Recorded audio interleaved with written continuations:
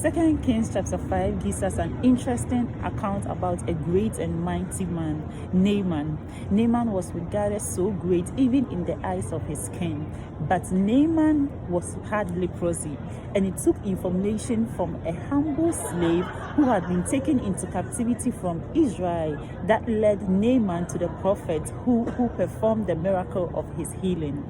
Now, this slave goes to her mistress and tells her that if only my master will go and see this prophet in Samaria.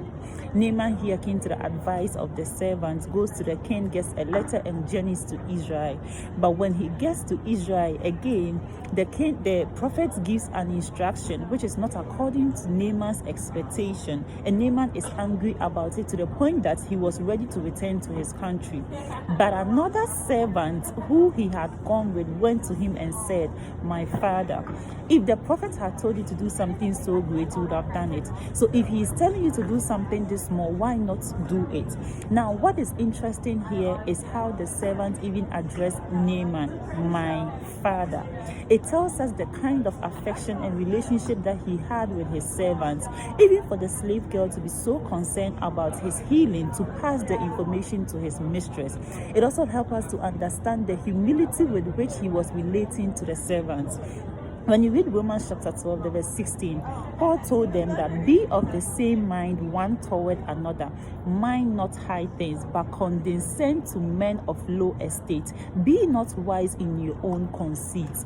Naaman would have returned home with his leprosy if he was wise in his own way, thinking that his expectation was that the man of God, the prophet Elisha, should come to him, lay his hand on him, and do something, call upon his God, and do something so extraordinary for him to get the healing. But the message, the instruction that the prophet gave was simple: go and wash yourself in the river. And Naaman was like, there are better rivers in my country than here.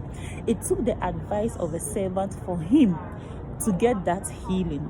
And if he wasn't somebody who was lowly in mind, who was humble enough to receive or to respect the advice that was coming from the servants, first from the slave girl and second from the servant that he had gone to Israel with, Naaman would not have received his healing, regardless of how mighty he was or how powerful he was.